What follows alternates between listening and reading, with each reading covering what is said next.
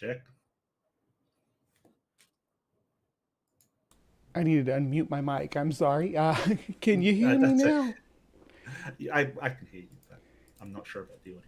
And let me know if I'm echoing or anything. I can, You sound perfectly fine to me. yeah, shuffle things about if I need to. I use the Okay, same. I Gara. use the MathPig method of production. So, Oh, okay. I'm on my Streamlab OBS. We're just using this as a video capture. This is like we're just using this as a studio in StreamYard. Mm, yep. Am I still muted? Can you Or is hear me, MathPig just Matthew? messing with me? I bet he's just I messing with me. don't know. He's probably maybe. Yeah, let me see. Wow. Yes, we're just using. Yes, I can hear us just fine, MathPig. I'm not coming on camera tonight because my greasy hair, but I'm That's flipping you off. okay. Right. Well, I mean, I can do it for you. Yes, there you There go. you go. See, There you go. that's why I have a mark. Yeah, I'm interpreter for the Bumblebee Yeah, tonight. So this is the scene in Crocodile Dundee where he's like, "I don't need a gun. I got a I donk." see you. I've seen you played Forky Spoony before. Sporky Spoonie. Knifey Spoony before. Yes, That was great. I loved that Simpsons episode. It was fantastic. Yeah. absolutely. You don't have a gun. No, I don't need a gun. I got a donk. Yes. So, your conversation with MathPig, did it change Yeah, you? it was great. It was great. I really enjoyed it. Sorry, go ahead. Did it change you though? Do you feel changed?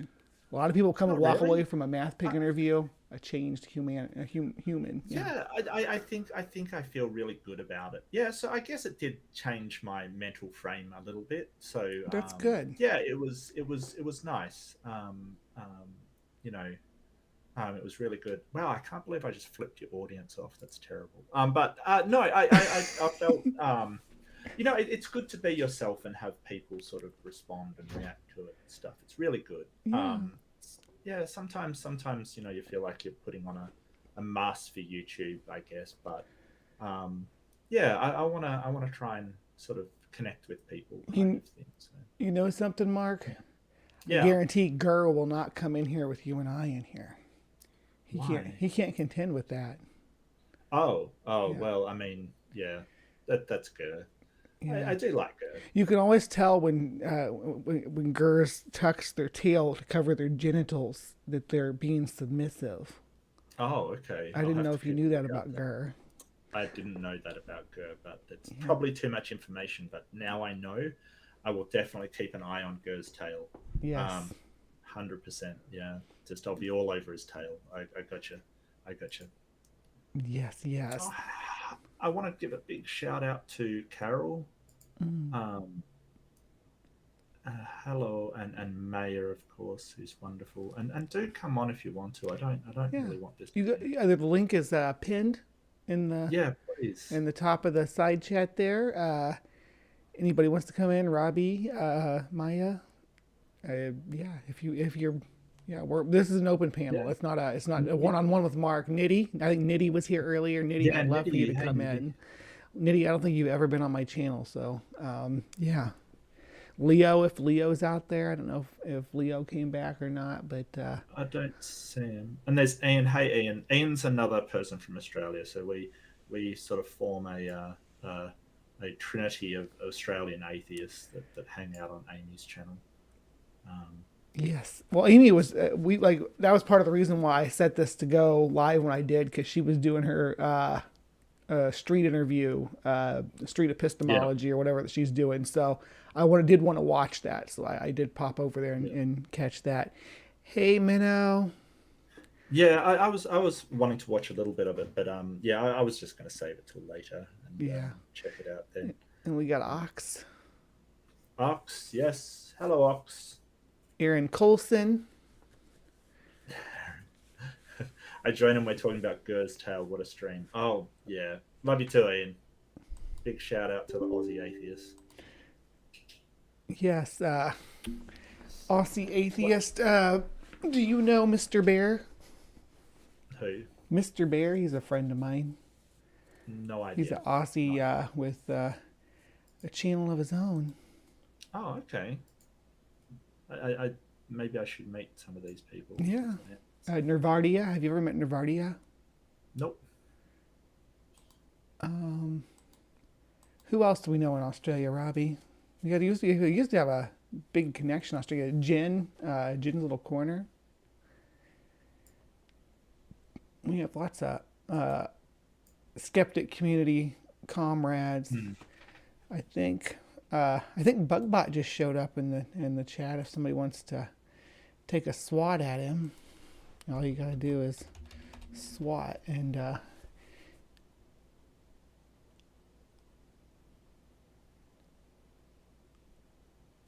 he dodged me though. Anyhow, yes, I got a little robot I keep in the chat. But Nervardia, her channel was a lot like mine, just kind of a variety Yeah. science channel. Talks And about a lot sort of of different skepticism. topics, and I do also Sure. do counter apologetics. Yeah. And Mr. Bear does he's a ex-Catholic, so he does counter apologetics to a lot of Catholic stuff. He's active on Twitter a lot too. Yeah, Nacha Witness, I think is Australian, but I don't know if Nacha's still around. I actually used to think that was really Nacha's voice. Nacha's going through a voice filter to make his voice sound really deep and low, and because he's an ex Jehovah's Witness, and Oh, okay. So he's hiding from the yeah, because they Jehovah Witness. and that's so gross that they come at you like that. Yeah.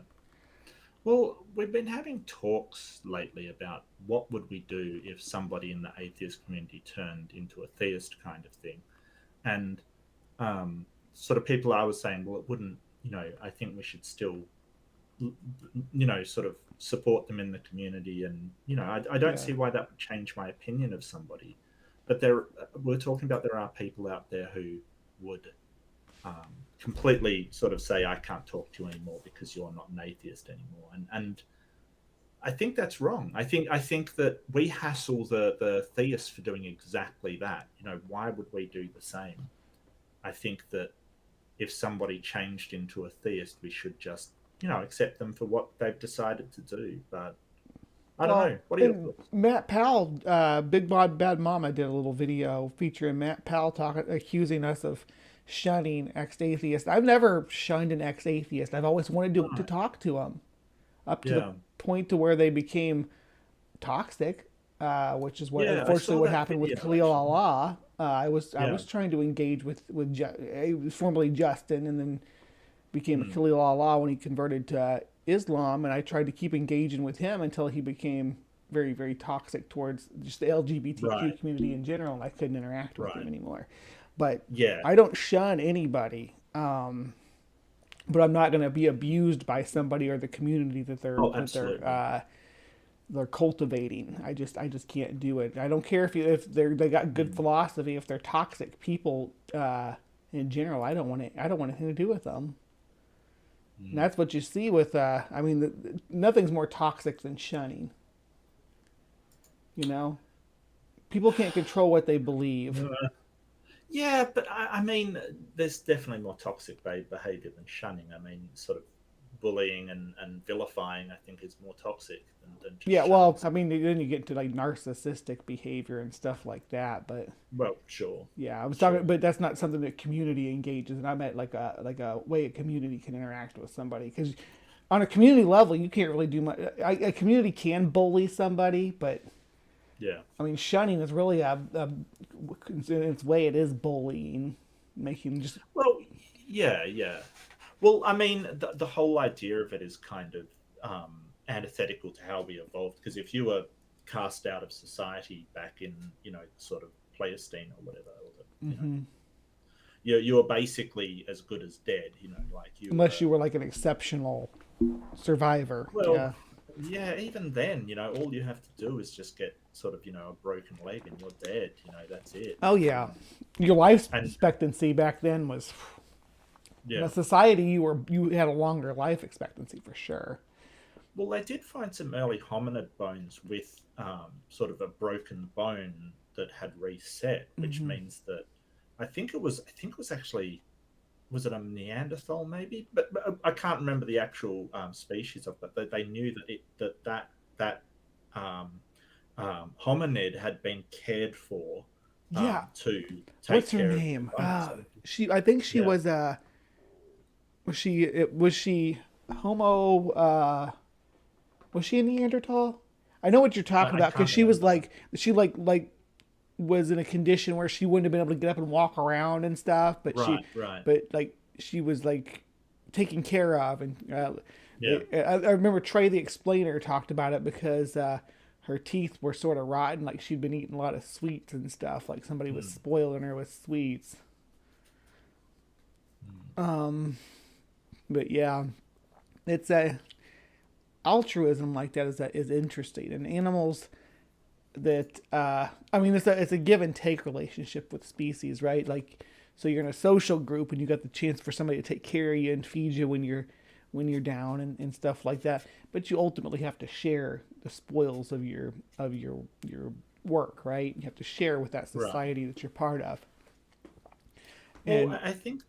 Yeah. Sorry. Go ahead. oh, and I'm gonna say on the basic survival of an individual level, it's fine to be solitary. You know, if you can manage to uh, collect enough calories for yourself to keep going and manage to Yeah. survive, then you're fine. I mean, obviously, you're not contributing to the population at that point, though. So you're basically, I mean, you're a what an evolutionary dead end. Essentially. Yeah. Yeah. But I was sort of having this conversation in one of my debates. Like, I think there's sort of two things at play. There's that empathy of, I would feel bad if that happened to me. Keeping, you taking care of somebody, so you've got a negative drain on resources. But that whole idea of, well, if it was me, I would feel bad, so I'm going to do this, and that reciprocity, which is sort of your sense of fairness, like. Um, Yeah. that Just that world or you whatever. Yeah. right, but the whole idea of, if I take care of them, they will take care of me. I will get an equal exchange kind of thing. I will be treated the same, and we can kind of track that, and we can scan using an MRI and track the neural pathways that do that. It's kind of fascinating. Yes. Oh Um, my gosh, I've been looking so much into this neurology since I started following the because I mean it just like clicked with me about fungus mycelia being like our neural network and just thinking about how everything in the world that interacts is all connected by neurons. You know, your whole body is neurons, and it's not you're not just you. You're a community. You don't have just your cells in your body. There's a whole community of organisms that make up Mark. Right? You're not completely all kind Mark of. cells. Yeah, I mean, that's obviously true, because Mm-hmm. have to have sort of bacteria in your gut Mm-hmm. that helps you process things, and is the mitochondria actually part of you, because it has that different RNA sequence. And there's a Mm-hmm. lot of stuff like that you're like, well, what makes up me? I get what you're saying, but you sort of go a step further and say that every living organism is connected, kind of thing, and that's where I find it interesting, because. Um, I don't, yeah, I don't know. I It's kind of, yeah. I actually remove or no, I shouldn't say I remove. Humans have removed themselves from that network, and we started also kind of destroying the network in and of itself. But when we were existing within it as a community, as part of it, it was all linked together as one system. We've just, Well, as a species, we've set ourselves apart. We've set yeah, up some but when you, animals, and I mean, when we took the tools that the natural processes had, we took those tools and we turned them and we used them to our advantage to domesticate plants and animals, and we took those things out of this cycle too, and we replaced miles of acres and acres of land with this homogeneous man-made ecology that's not honed by eons of evolutionary process, you know?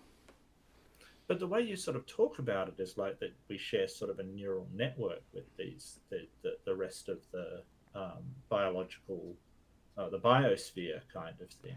Well, And parts of it are shared by neural networks. That's mostly plants and fungi, though. yeah, We're mycelium. animals are sort of separate from that. We exist kind of Mm, but like we're more like a free living organism within the biome. We have our own individual neural networks. We're not connected or locked into the neural network.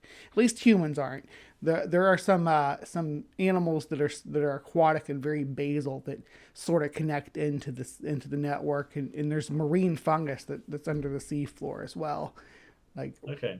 yeah, so humans we're more like a free living organism within the system, but with the system and the atmosphere itself, as well as the seas and things like that, because it's just a variation of the density of what our atmosphere is made up of. If you consider it, I mean Okay. that I'm trying to think of a way to word this to make, because it's not mystical or anything. That's not my claim. And yeah, Yeah, no, I get you. I get you. I It's don't just think that humans are connected into the neural network, but I think we are. Animals are driven by things like pheromones and such that are released into the air from other organisms within the biomes, because there's more of a aerobic layer to this too, other than the direct network of neurons into the ground. There's also chemical messages that are going through the air. So it's all interconnected through a variety of chemical receptors, but be they through aerobatic, planktonic, or whether it's directly through the neural network. There's messages being sent all through the system constantly. so. What messages? Can you give me an example of a message that would be gotten from the system that I would receive? That you might receive.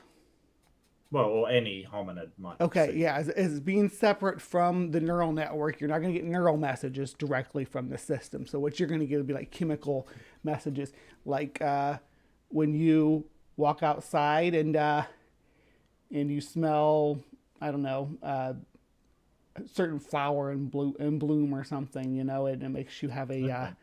an emotional response or what have you. Like say you smell roses and you had some sort of history with that causes you to respond to that. You are receiving messages from the system in that manner. But does that mean you're part of that? I mean, I get just like how animals could be part of the system in more an abstract way. We're all a part of the um, um, Well, biosphere and so the there transfer of are energy. signals being put out by the system that are causing biological responses within you that causes you to react or act differently than you would if you hadn't got those chemical signals. So I don't see how you could be separate from Yeah, the network in the system. but you could say the same about sort of artificial stuff like perfume or Hmm. Yeah, that's what I was other talking about. How chemicals. humans have taken ourselves out of that system and Yeah. synthesized the whole system. Yeah, I don't think that's necessarily the case. I get what you're saying that these chemicals are signals, Hmm. and I'm not entirely convinced they're signals that make humans or any hominid or any animal um, an intrinsic part of a system. I think that we sort of look at the way that energy is distributed around the biosphere. So, the food chain, I mean, I know that's a terrible way to describe it, but the way that, animals eat one another, that eat plants, that sort of, Ooh, okay. So the signals are not all just chemical. There's other systems. We have senses to pick up more than just chemicals. Chemicals, which would stimulate our taste and sense of smell, right? But there's other mm, things too that will help stimulate us to have a response within the system to help propagate the system. And I want to introduce you to something about the primate eye that you might not understand, or maybe you do understand. Our ancestors, well, you go back far enough, we're looking at insectivores, but you go back to right before, within the time frame that platyrrhines and catarrhines split off, right? These two groups of mhm. monkeys that right before that, we were moving towards frugivory, which is eating fruit. So our eyes, our ancestors' eyes, and we inherited this from them, are really sensitive to detecting things in the spectrum of red, things at that lower end of the color spectrum, which is kind of different from what you see with pollinators who see in the ultraviolet, right? So we receive signals from the environment in the color red because we're primates. And while they want to send out ultraviolet, which is going to be like a lot of pinks and blues that'll really stand out to them, to the pollinators to get them to pollinate the flowers, when they want to distribute their seeds, they send out a different color message. They send out red.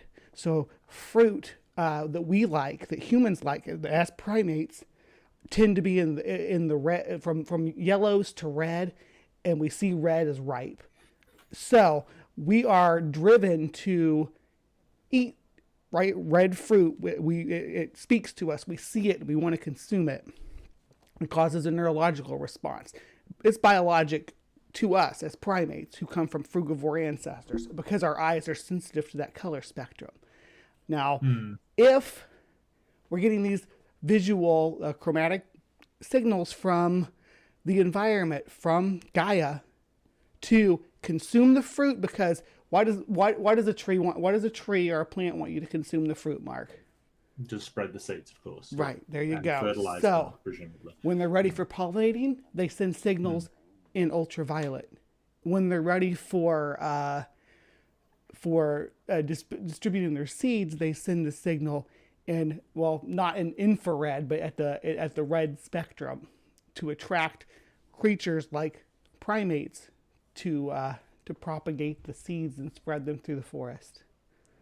So we're getting visual signals, visual cues from Gaia to engage with the system. We are an integral part of the system. We are just free living within the system. Yeah, but I don't think that means that we are an intrinsic part of the system. I think that we just evolved, and the plants evolved, and we all whatever evolved. was successful. Yeah, we all evolved sort of simultaneously, and whatever was successful propagated the most plants. Right. I don't think it means that we're in sort of part of a system in more than an abstract sense. So I mean, I get that everything's part of a biosphere kind of thing, but I don't think there's any more connection there than being attracted to perfume in a social situation, like social cues. Right. We know social cues are abstract. And I agree about the perfumes. I think that's a synthesized version of what happens in nature, right? I think that when you look at it, when you take perfumes, taking whether they're depending on what they're based on, whether it's flower based, they're musk based, or even fruit based perfumes, you're taking natural pheromones and scents that you'd have in the wild and synthesizing them for triggering a neural response in humans when they smell them. So your neural network is triggered by these chemical and visual and audible cues in your environment. So your body does naturally respond to messages that we're getting from this system. And I mean, we can, we've separated ourselves quite a bit from it, but we can still have responses that sometimes we don't even understand what we're sensing. Yeah, no, I get that. It's just I'm not sure why I would refer to that system as one sort of thing, one object, one entity, rather than its disparate parts that work together in synergy. Oh, that's what I was saying. Like you are Mark, even though there's so many different organisms that make up the system that is you, that helps all your biological processes, and there are free living, independent organisms within your body that also operate just like we operate within Gaia as independent neurological systems, where we have our own independent neural networks. There's organisms within you that have their own sensory and independent networks, but they're still controlled by chemical signals within your body, right? well, then you're sort of getting into what makes identity, because Hmm. if you have a tapeworm, would you consider that you? Well, it would be actually a parasite living within you, though. It would be a foreign body. Sure. Whereas, yeah, when does it count as a? That's exactly right, and we can think of ourselves as like the tapeworm of this system that we live in, because, yeah, we're pretty detrimental to it. We wipe out vast stretches of this superorganism that we're part of. So we are a little bit parasitic, or we've become a little bit parasitic within the organism that we live in. I think of it like a lichen, I guess. Lichens are made up of fungus and Fungus plants and and yeah. and bacteria, and then there's little microorganisms that live in there too. Everything, all up to mites sized, that Mm. all live in are part of that system and keep it going. I just feel that sort of, I mean, I understand that there is that natural system at play and we're a part of it and everything's a part of it. I get that. It just feels like an anthropomorphization, just to sort of say that's Gaia and it's this sort of being in it of itself. It's very, very strange to me, because um, when I think of myself, I might not think of the bacteria in my stomach as part of me, and I might not think of um, certain things as me. They're part of my system. I get what you're saying, but So I don't know. That's a weird question. That's an odd. organisms, like animals in this system, our main duty, what the system keeps us around for, and why it supports us and produces fruit for us to eat and whatnot, is because we are processors. We are processors of energy. So the organisms use the energy from the soil to grow and propagate, and then they create Mhm. their fruit in their waste matter that they leave behind. And animals come along and we consume that waste matter, and we process the nutrients out of it, and we defecate in the forest, right? Not just humans, but all the organisms, and Yeah, provide, yeah, put those nutrients back into the environment. So we are a processor. That's all. I mean, we are pretty advanced processors, but that's, as far as Gaia is concerned, that's what we have to offer, or what we had to offer back when we were part of the system, when we worked within it. We don't work within it anymore, but that was the original plan. yeah. So I don't think that there's a plan in place. I don't think the plan was for us to be anything. I think that it just turned out like that. I think that um, I was using plant. plan loosely. I wasn't saying there's actually a mind Okay, behind okay, all this. Yeah, I don't think that yeah, there's a mind or a plan or a goal or anything. It's just to survive. It's a surviving, evolving system. yeah, yeah. No, I get what you're saying now. Hmm. Yeah, okay. So, but I don't think there's even, you know, um, I don't think the system really intended to include anything. I think that that's just what happens when evolution occurs. Right. Well, it's Is not there an any? intention. Yeah, it's pressures. It's ecological pressures. The system is Right. self-correcting and growing and expanding ever since, like, for like 4.2 billion years, right? It's Yeah. been this environmental system has been growing, expanding, and changing. And I mean, I don't think there's anything that necessarily says that we've got to eat fruit and process them. I think it's just that's how the plants have adapted to us doing our thing. Hmm. Basically, I think that that's just the end result. I still don't see how it makes us part of a singular organism being of some sort. I think that um, we're sort of part of a system of beings, of things. Well, I mean, then you have to define what you mean by an organism in that situation. What is an organism? What is Right. a superorganism? That's where we run into problems. But you're talking about identity and self, and Hmm. the system doesn't care about your identity. If we lived in a natural state, is what I want to emphasize here. If we lived in a natural state, your job within the system would be to eat other organisms and crap out the waste wherever and spread that around. That would be your job, to redistribute nutrients into the system and to distribute seeds and such into the system, and potentially carry like burrs and stuff getting on your clothes, carry seeds that way as well as digesting them. That would be your part of the greater organism, right? You would just be like the organisms in your stomach that break down cellulose or what have you. You know, they live freely. They're not part of you. They're not mark cells, but they are serving the purpose of breaking down the stuff in your system to help your body continue as if you were a superorganism.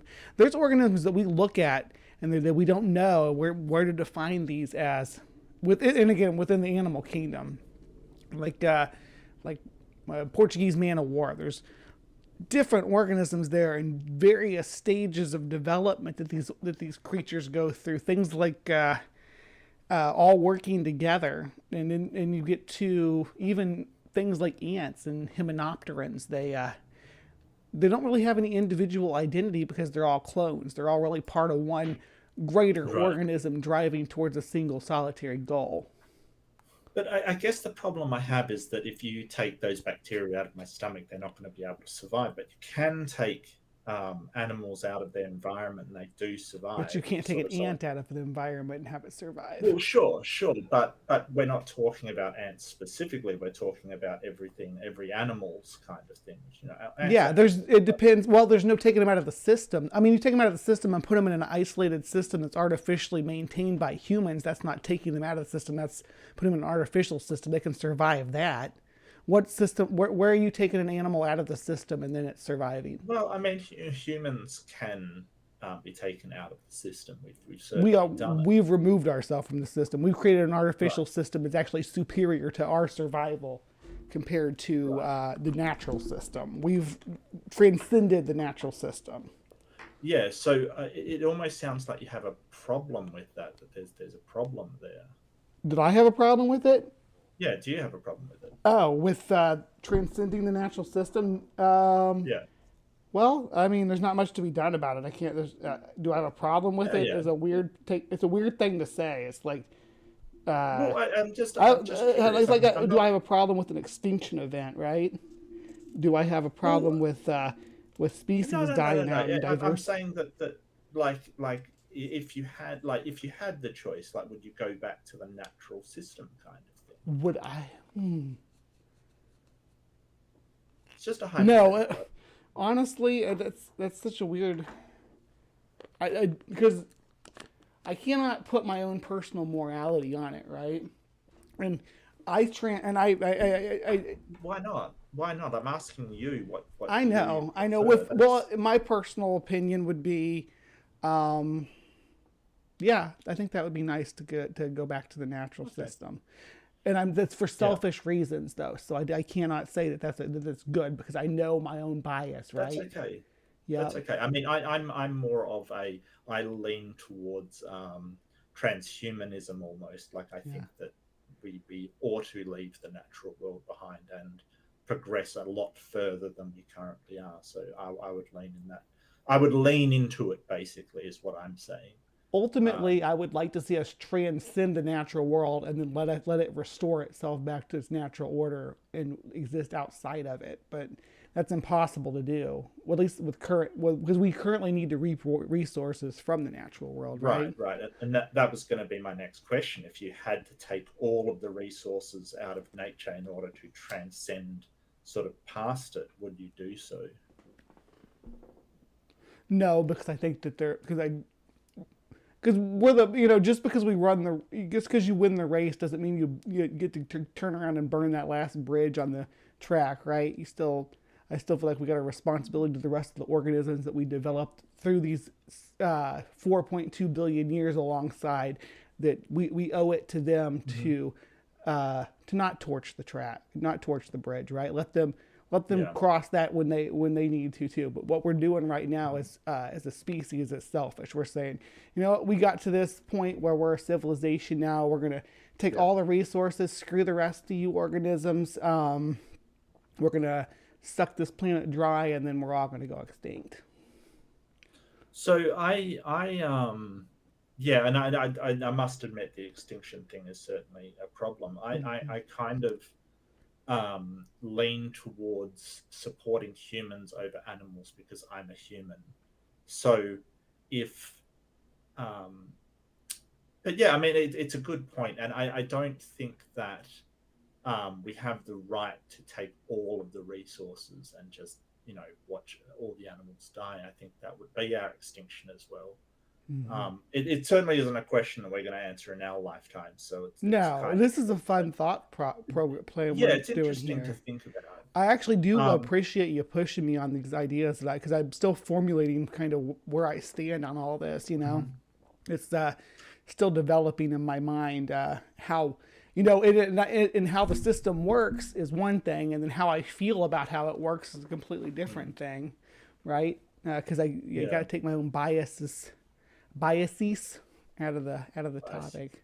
Yeah, and I mean, I see your points that what constitutes an organism, and if it's just a superorganism on a larger scale. And I'm trying to think of examples where an organism, the superorganism that you're describing, wouldn't be able to do something an organism could, like for instance, split and then create two populations that regrow to the same size. And I thought that was my, but then I remembered there is a what is it, a fluke worm or something? There's a worm that you can cut it in half and it'll just Yeah, regrow and you can do both that with ends. like So with most plants. You can split them if they're depending on where they're. what was it? It was an amazing regenerator.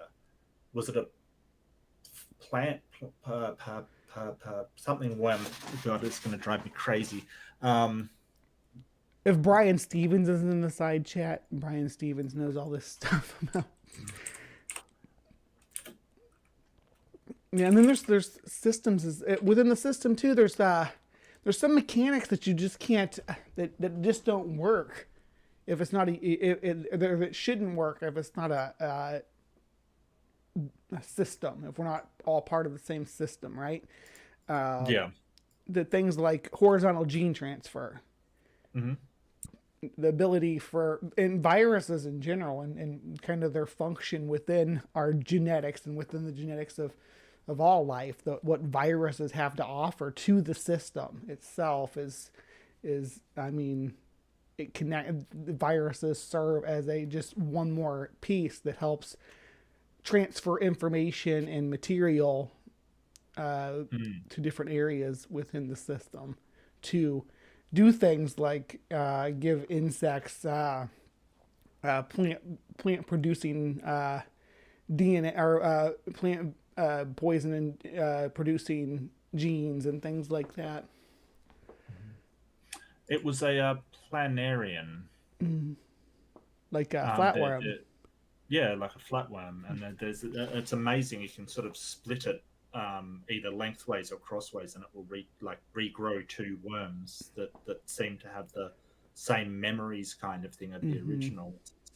They're basically almost all stem cells. They're amazing things. Yeah, well, Um, like butterflies, like they break down like a stem cell soup when they're in their cocoons, right? They mm, liquefy, but they still retain the memories of the things that happened when they were caterpillars. mm, That's they did like really a fascinating. test on them to demonstrate that. So Hmm. yeah, it's not surprising that memories can be stored. Well, they're trying to identify memory RNA at the moment, Yeah, like where is memory stored in individual cells, kind of thing, and how does that um, um, remember certain stimuli that it's been through. Um, it's so interesting that maybe some of our memories are more to do with our entire nervous system than they are to do. When people get an idea of memory, oh, it's stored in the brain, and yeah, that's not quite true. We kind of have almost a physical um, memory going through our nervous system that kind of remembers stuff, yeah. which It's is just bio fascinating. memory is bioelectric, right? I mean, Mm-hmm. uh, obviously there's whatever chemicals we have making it happen. If we could harness those to store information, But the Yeah. way that we remember things, it's not like because your brain doesn't just have a storage of what happened, right? It rebuilds experiences that you've had and builds a facsimile of the experiences that you had in the real world. And they're getting to a point where on fMRIs that they can rebuild pictures from your memory. Yeah. They can build pictures of your dreams. Well, the problem is that they keep, like, creationists and these other people, they keep comparing it to a computer, and it's sort of stop doing that. It's not like a computer. It just isn't. The way that the brain and nervous system interacts is kind of nothing like a computer. Now, don't get me wrong. There's some surprising similarities between the two. I wouldn't say otherwise, but trying to use them as analogous to one another is terrible. It doesn't work like that, and it makes me annoyed, to be honest with you. Yeah. The whole idea of a computer is algorithmic. The brain isn't like that. It uses a fetch, execute, store cycle. Brain doesn't operate like that. There's no store. There's no store. It's right. It's right. your brain is basically a mapping system, right? A mapping system of your environment and the way that things in that you have reacted with things in your environment. You build a repertoire of that, and it goes. And when you dream, your brain's going through scenarios of interacting with the world just to prepare you for for different interactions that you're going to have. It's like your brain isn't storing things. That's why it does that. It goes through that cycle to remember what all the things that you've interacted with in the world are like, and make sure your systems are still firing with the right responses to the right stimulation. Mm-hmm. Yeah, that's not how a computer works at all. Yeah, but I mean, there is surprising similarities. So what would you classify as your moral system then? Like, where do you think morals come from? What's your idea on that? So my moral systems, it's just a gradient of. Generally, I think that the human moral system is a gradient of. Like if you talk about being a humanist, for instance, your gradient of humans compared to the rest of the life on the planet, and you, for whatever biological reason, favor humans. Now, in my opinion, I understand that that's subjective to us as individuals. So our morals are built from biological responses that we have to live as a social species, to do the good thing that your brain tells you to do, and don't do the bad thing that your brain tells you to do, because you are a moral a species. We're a social species, and you weigh how that's going to affect the engagements that you have in the future, right? So I'm very physicalist about emotional stuff, and it's kind of I think that annoys a lot of people. That actually that annoys people that try to get close to me, honestly, but. Because I'm very analytical about the way that we interact with people sometimes. why would that annoy people that try to get close to you? Why would that? I think people want there to be some deeper spiritual side to it. To me, I don't think that. To me, I don't understand why that's favorable. If I tell somebody that you actually cause a physical chemical response in my brain, that's how important you are to me. I think it's so much deeper than saying, hey, there's some mystical force that guides us. No, you are actually physically in my brain. You cause chemical reactions. That's how freaking wonderful you are, to someone that you love. Unfortunately, it works both ways. Chemical reactions that then cause a physical reaction, like the heart beating faster, or me sweating, or a sense of shivering, and I don't see why that's not enough. I don't see why that's trivialized kind of thing. I don't understand why that's sort of seen as lesser, as to, well, my spirit and your spirit that I can't in no way demonstrate to have some kind of relationship And together. this actually came up in that. I don't know how much that conversation I had with Praise and them that you watched, but that actually came up, Hmm. was talking about love, and that, oh, Yeah. my ideas of love, lub, Lob. yeah, that my ideas of love are somehow less than because they're Right. physicalist, you know, where Yeah. I think that that's a me following my biology. And I mentioned that, and the guy tried to take it to that, to say, "Oh, well, you deny your biology right now." No, I don't. You might deny my biology, but I don't. Right. Because you know Right. what causes me to be me? It's those neurons that we talked about in the brain on those chemical Yeah. responses. That's me. So those chemical responses are telling me to do what I'm doing now and to have this go through this Right. change. That's my biology telling me I need to go through this Mhm. change. So I don't Yeah. deny it. I'm Yeah. living it. Yeah. And then you're under no delusions about what's physically going on. This is Yeah. what they don't understand. They're sort of, it's so weird to me to hear that, because I mean, when I was in there with Danny, one guy was sort of saying, "Oh, they're deluded," and it's like, no, they understand. Like their description of reality is perfectly accurate. What are you talking about? It was very, very strange. I don't understand. So you're placing the foundations for morality in biology. So your biological Yeah, I don't think there's imperatives anything external. drives things like that. I'm a definitely a physicalist. I'm not a But are dualist at you a all. moral realist? Do you think that morals are secured in reality as sort of a concrete thing, or do you think it's just an abstract social construct? It's an abstract social construct. Okay, yeah, no worries. Yeah, I don't think I'm not definitely not a moral realist. I don't think that. Mm. I mean, what is the end goal of moral realism? What do you mean? What is the benefit of behaving morally? Is the propagation Well, of society, right?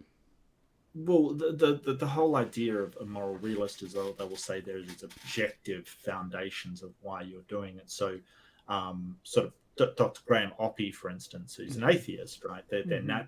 They believe in naturalism. They believe that your um, so evolution and biology makes a objective physical foundation for morality kind of thing, and that is what creates morality. So there is a very real sense of something being there that is real and moral. Whereas I would disagree. I would sort of say it is a social construct as well, Yeah.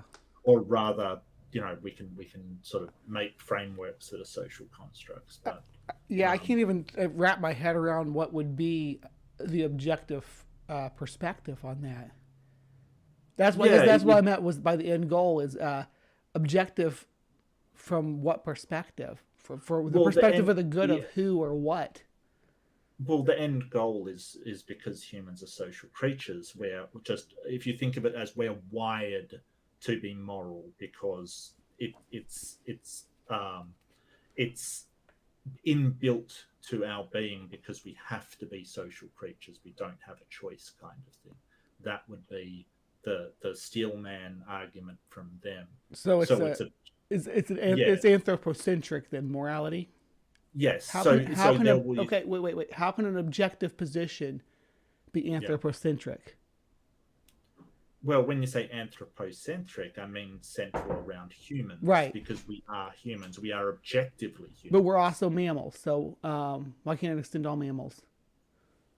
Well, because we're not, like, when you look at another mammal, it's a cow or you know a dog. We're Hmm. not a cow or a dog, but Yeah, we are a mammal and also a human. yeah, So when you look at something like kin associated compassion, for instance, which is a sort of term in psychology of valuing those closer to you, we're going to value the moral imperatives of those things which are closer to us. that's not objective, right? That's some kind of gradient that you're on.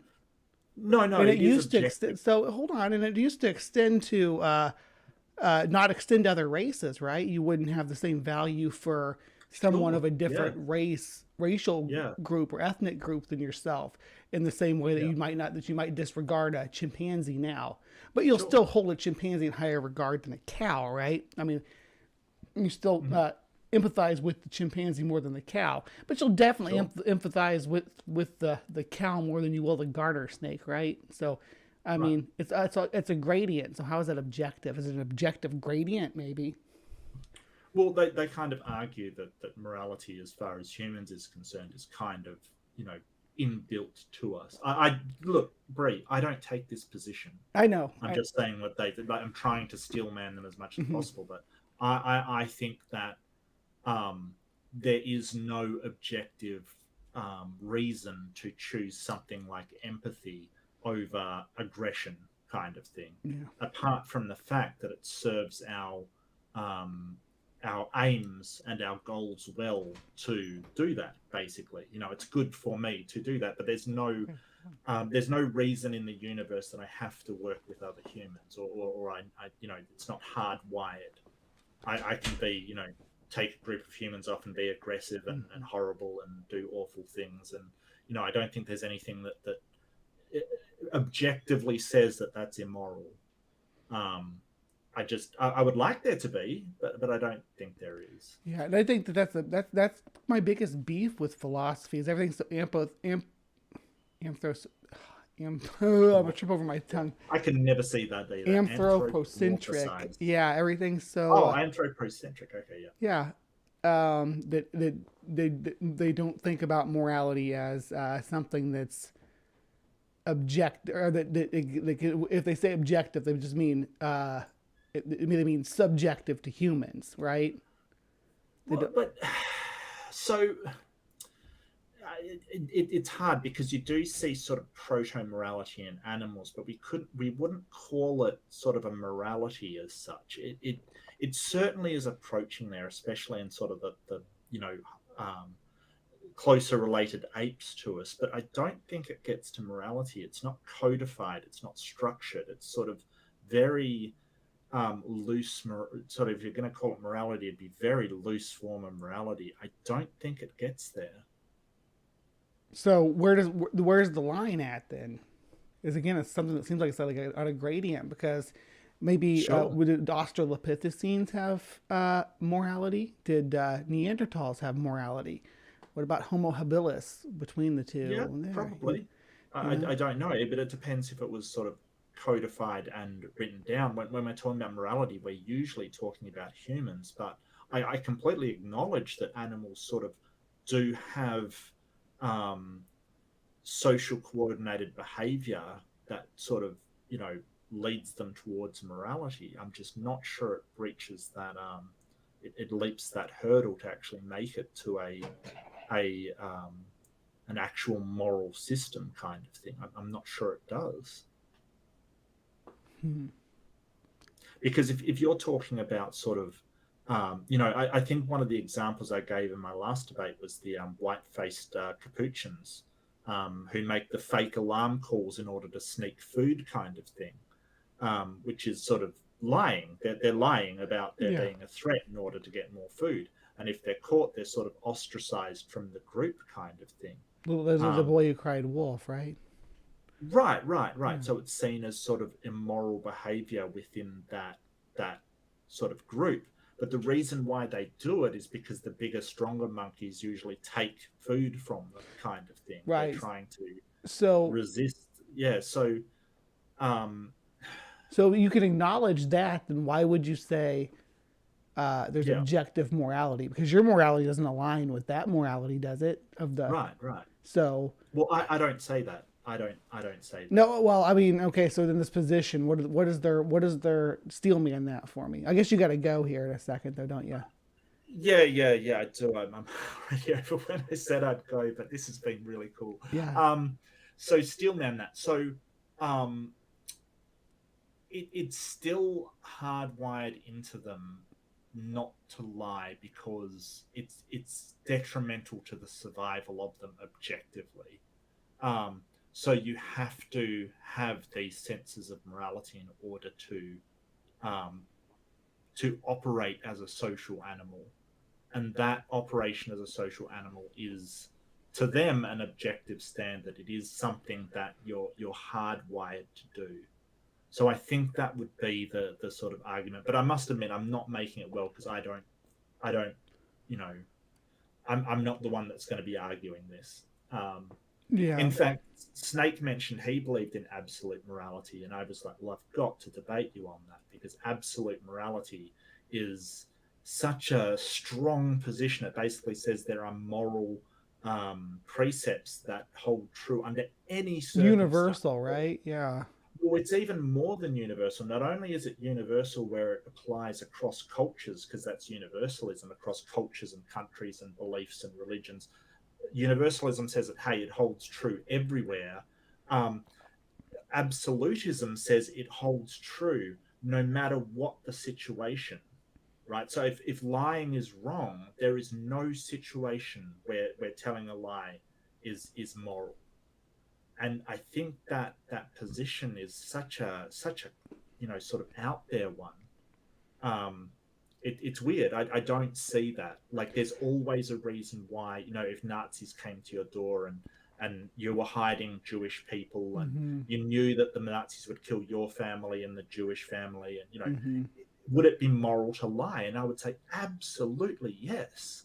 Right. Like, there is no, as far as I know, and I'm happy to be convinced otherwise, but as far as I know, there is no action that under a certain set of specific circumstances, it would be immoral instead of moral.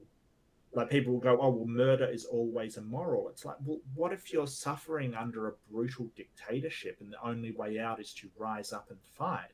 Technically, because murder's a legal term, you're murdering the government, the guards that have been placed there by the government. But is that immoral? I would say no, because you're trying to free people from a brutal dictatorship that's killing people or whatever. Under certain circumstances, I think anything can be moral. That's why trolley problems and stuff exist. That's why we have these moral conundrums where it's like, would you kill these four people or this one person? What if the one person was your daughter? What if the four people were all, Adolf Hitler or something? You know what I Yeah. mean? Like, there's There's there's moral always conundrums, right? right. There's always situations where you can say, hey, would this be moral to And do? there can be moral paradoxes too, right? Sure. Yeah. Yeah. Absolutely. And so it's incredibly complicated. So I find the idea of saying, "Hey, absolute morality. This specific thing is always going to be immoral." I've never heard a decent defense for it ever, because you can always create hypotheticals that would then be immoral. Yeah. So yeah, I So don't understand that then position. people, when I start identifying myself as this is from this Gaianist position, a lot of people think it's Yeah. replaced my atheism. It really hasn't. I'm still an atheist. No, I get that. It has replaced my humanism though. So I'm a pretty fervent, I guess, humanist. I Hmm. really believe that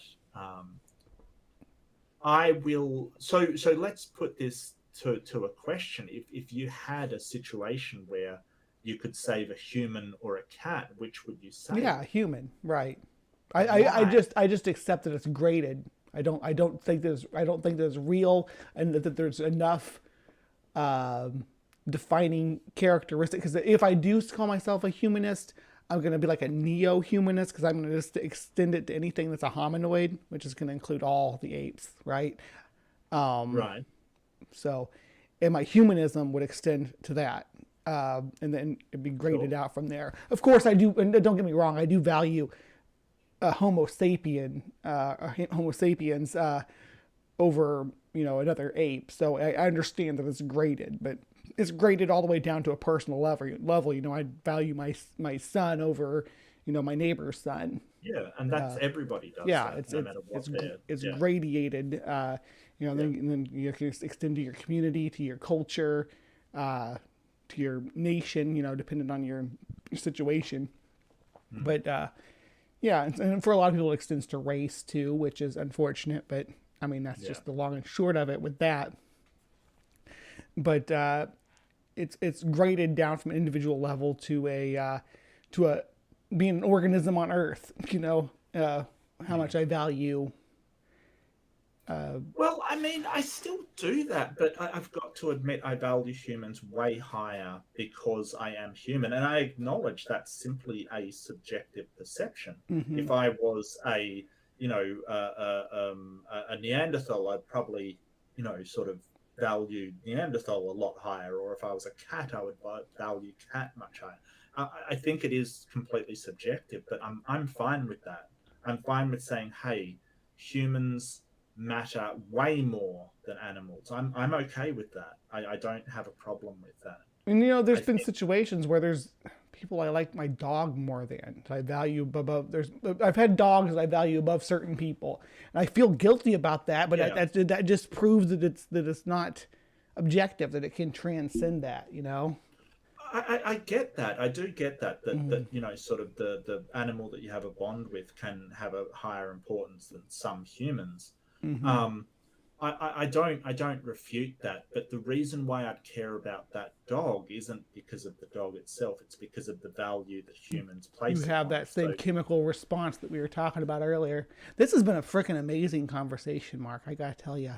yeah, I'm really stretching it. I'm gonna try and I don't want to yeah, get you in I really trouble. like. No, no, no. She's fine. She'll tell me if she really wants to go. Absolutely. But I guess, Maya and I don't dolphins want are rapists. What are you talking about? right. Dolphins are rapists. They actually are. It's pretty crazy. But Or yeah, and some people prefer dogs to humans. I don't know. I don't really. I like cats. But I think that I place a real emphasis on humans simply for the fact that I am one. I don't pretend that, oh, we're this special, people get all hung up on we're this special organism. No, our mm-hmm. brains are bigger and we can talk good. And we can sweat through pores. That's about our defining characteristics. We're actually pretty weak and pretty emotional and pretty, you know, all over the place at times. So I Right. think but it's simply for the sheer fact that I am a human that I prioritize humans. I don't sort of claim anything special about it. Um, I'm with you. I yeah, understand that I'm biologically driven to value humans. yeah. Well, that's true, but there isn't anything forcing you to. That it still is a subjective thing. If you don't want to value humans, you don't have to. It's not I as don't as know, you but know. I I'd think that's refute. kind of can you choose your values though? Can you choose your values? We appear to be able to do so. I appear to be able to say that person is an other. It is excluded from my kin identity, and therefore I can do whatever I want to them. It appears for us to be able to do that because it's been done in the Are you past. choosing it, or are you conditioned to? I mean, is it a real choice that you're making, or is it environmental Yeah, pressures that are driving you towards where you're going? this is sort of stochastic thought. Like, do you choose your beliefs, or do you are convinced of your beliefs, which is another interesting question. um I think that perhaps people can convince themselves that somebody is an other and outside of their kin relationship. um that's a good question, though. Can you decide that somebody is part of your kin or not, or do you need to be convinced? Yeah, and hold on, Maya. Yes, I'm pretty sure humans probably rape more than dolphins do, and the dolphins probably don't realize that you're not consenting when they rape you. So Yeah. anyway, yeah, let's wrap this up here, Mark. What do you got coming up? Nothing much. I've got I was supposed to go on and do a thing with these Twitch guys, but I haven't heard back from them, so that's not underway, I would imagine. The on I believe it is Friday morning. No, Thursday morning. Mm-hmm. Friday morning. Friday morning. I've got an interview with Michael Granado, who is a real awesome guy, actually, as a philosopher.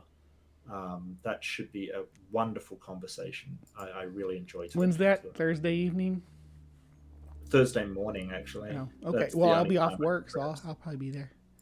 Oh, cool. Yeah. Yes. No, Friday morning. I'm sorry. Oh, Yeah. Friday morning. Okay, the 25th. So,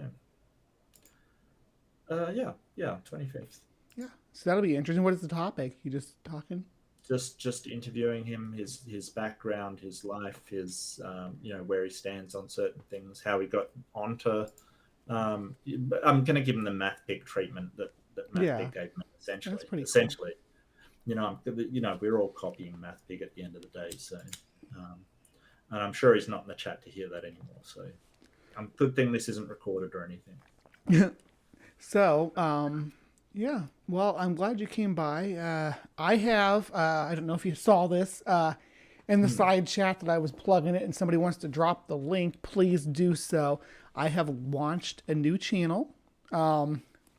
It's just a side project, so it's not, it's going to have more scripted stuff, but it's largely going to be a channel about animals. So far, there's uh, Lions versus Tigers was the yes, first one. I started watching it, and then I was sort of bugged for this, which I'm happy you did. I've had a great time. yeah, Um, but yeah, it's sort of let's evaluate the face off. It was good. yeah.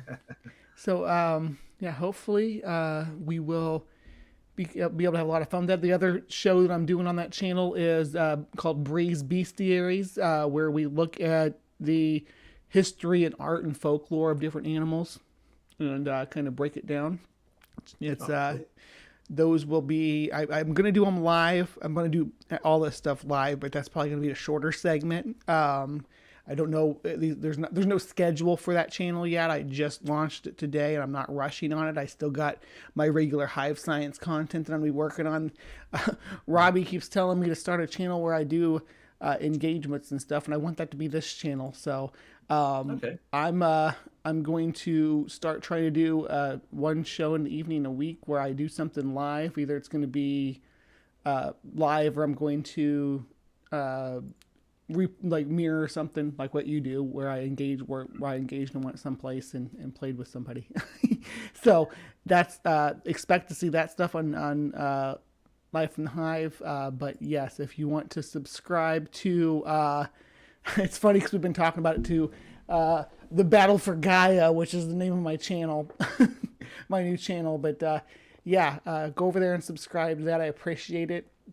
I just launched this afternoon. I already got like 15 subscribers, so I'm stoked to see that people are enjoying it. I will be with on this channel with Michael Granado on Friday. Oh, he's everywhere. He's everywhere. Yes, I will be there. We will be Friday evening. We're talking about domestication. So, Hmm. and how that kind of played out for humanity. So, we're moving ourselves from the system, indeed, and Hmm. how that kind of got underway. It's really a symbiosis, right? But we'll discuss that at a deeper level with Michael Yeah, on yeah. Friday. But yeah, you got an outro line that you say, Mark? Oh, just be kind to yourself and each other. Love it. Yep, and please remember to be kind and take care. And you have yourself a great night, everybody.